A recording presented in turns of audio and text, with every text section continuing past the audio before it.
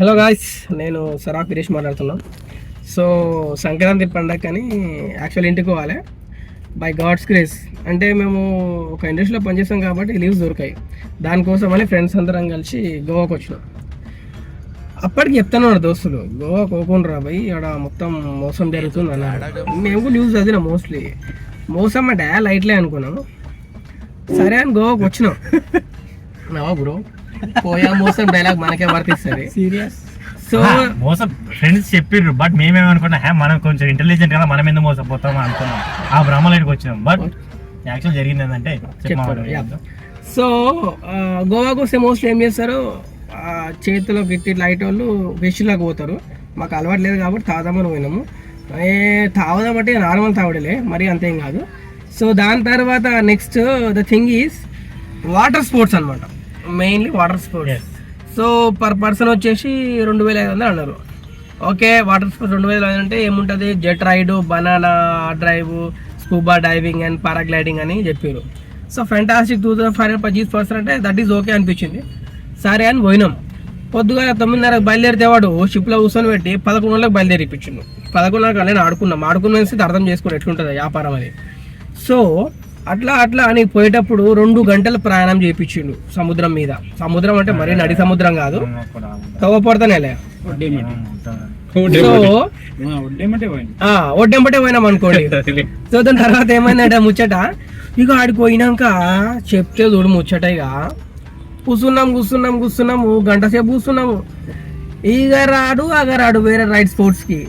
So final గా ఒకటి ఏందబ్బా అది, boat jumping ride. So first jumping ride అని అన్నాడు. సరే అని జంపింగ్ రైడ్ లా వేస్తే ఏంలే 15 సెకండ్లే ఇట్లా తీసుకోపోతాడు. 4 సెకండ్లు 4 అంటే ఏమో ఓకే లైట్.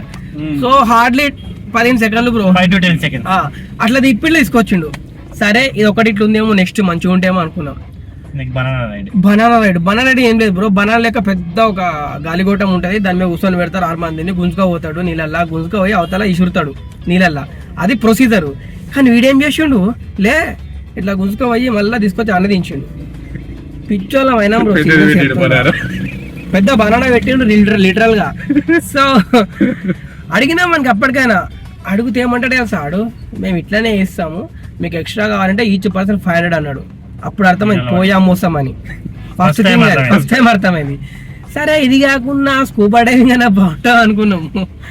స్కూబా డైవింగ్ తర్వాత పెద్ద స్కామ్. స్కూబా డైవింగ్ అనేది పెద్ద స్కామ్. ఇది స్కూబా డైవింగ్ ఏం చేస్తారంటే, సో అట్లా స్కూబా డైవింగ్ ఏం చేసారు అంటే ట్రైనింగ్ ఇచ్చిండు. అట్లా నోట్లో అది పెడతాడు, అందరు పెట్టుకోవాలి. దాట్స్ వెరీ షిట్ యాక్చువల్లీ చెప్పాలంటే. సో సరేలే మనం ఇచ్చే 2500కి ఏం చేస్తాడు అనుకున్నా, కానీ అక్కడ మోసమే.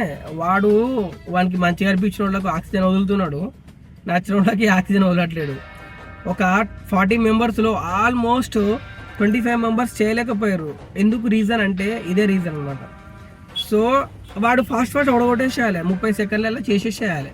ఇక్కడ యాక్చువల్గా ఏంటంటే, నేను 3 years బ్యాక్ ఒకసారి స్కూబా డైవింగ్ చేసిన. అప్పుడు వెళ్ళిన స్కూబా డైవింగ్ సక్సెస్ఫుల్ కంప్లీట్ చేసిన. బట్ సెకండ్ టైం నేను కంప్లీట్ చేయలేకపోతున్నా అంటే దాని మీనింగ్ ఏంటి?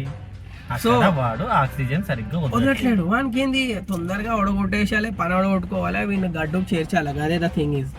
సో నెక్స్ట్ ఏమైందంటే స్కూబా డైవింగ్ కూడా అట్లానే ఏముండదు, 30 సెకండ్లు వాడు దించేదేనో ఒడ్డుకే దించుతాడు. కింద వాడు ఫీడింగ్ ఫిషెస్ ఉంటాయి, వాటికి ఫీడ్ వేస్తే ఫిషెస్ వస్తాయి. వితిన్ 30 seconds వీడియో అయిపోతుంది. మళ్ళీ దానికి అందులో కూడా స్కామ్ ఏం చెప్పాలంటే, ఇంకా నీకు ఒక 1 minute వీడియో కావాలంటే 1000 రూపాయలు కావాలన్నాడు. చూడు ఇక్కడ. అయితే నెక్స్ట్ పర్ పర్సన్ మళ్ళీ అది అయిపోయిందా. నెక్స్ట్ ఇప్పుడు పారాగ్లైడింగ్కి వద్దాం. పారాగ్లైడింగ్ థింగ్ ఏంటంటే, చెప్పినా కదా షిప్కి వెనకాల అదే పారాగ్లైడింగ్ థింగ్ ఉంటుంది ఒకటి, దాన్ని కడతారు, పారాషూట్ టైప్ అనమాట. సో వాడు స్పీడర్ షిప్ పోతుంటే థర్డ్ వదిలేస్తాడు, గాలికి లేవాలి, మీదికి లేస్తాము, నీళ్ళలో దించాలి ఒక డిప్పు. అది యాక్చువల్ ప్రొసీజర్. వీడేం చేస్తాడు, ఇది కూడా హార్డ్లీ నీకు ఒక 20 seconds కూడా ఉండదు బ్రో. సో ఇట్లా తీసుకోబోతుండు, గుంజుకొస్తున్నాడు. నీళ్ళలో దించేది ఉండదు, ఏముండదు. ఒక నీళ్ళలో దించాలి, మరీ హైట్కి ఎగరాలంటే మనకి మళ్ళీ పర్ పర్సన్ 1000 అంటాడు. ఇందుకే గోవాలో స్కామ్ జరుగుతుంది అంటే ఇందుకే అనమాట. ఇది మళ్ళీ ద వే ఆఫ్ ట్రీట్మెంట్ కూడా వరస్ట్ ఉంటుంది. నేను మీకు గోవా వచ్చే వాళ్ళకి ఇచ్చే సజెషన్ ఏంటంటే, ఫస్ట్ రండి, మోసపోతామనే థాట్తో రండి. ఇక అదైతే ఫిక్స్. మేము తోపు అదే అనుకుంటే అవ్వదు బ్రో ఇక్కడ. సో అట్లా రండి. లేదు మస్తు పైసలు ఉన్నాయి, పర్ పర్సన్ 10,000 ఖర్చు పెట్టుకుంటామంటే యూ కెన్ చిల్ బ్రో, అది వేరే విషయం. ఏంటంటే ప్రైవేట్గా మాట్లాడుకొని నీట్గా ప్రైవేట్గా పోతే పర్ పర్సన్ ఒక 10,000 అయితే బాగా సెట్ అవుతుంది, ఎంజాయ్ చేయొచ్చు వాటర్ రిలేటెడ్ థింగ్స్ అని. ఇక తాగుడు అంటే మాత్రం బిల్కుల్ ఎట్లా అంటే మన సైడ్ ఏమో 100 ఉంటే ఇక్కడ 50 రూపాయలకి అమ్మేస్తాడు ఏ బాటిల్ అయినా. 100 రూపాయలు బట్టి 50 రూపాయలు వచ్చేస్తుంది. అదైతే బెస్ట్ థింగ్ తాగేటోళ్ళకి. ఇక పట్టుకోసా అంటే మాత్రం పోలీస్ మామూలు పట్టుకుంటారు. ఇక్కడ పట్టుకున్న బాటిల్ గుంజుకుంటారు, తెచ్చినందుకు మళ్ళీ ఫైనల్స్ గుంజుకుంటారు, మొత్తం దోపిడే. That is what scam is going on here. So my kindly suggestion is, గోవాకు రావాలనుకుంటే బ్లైండ్గా ఫిక్స్ అయిపోవాలి,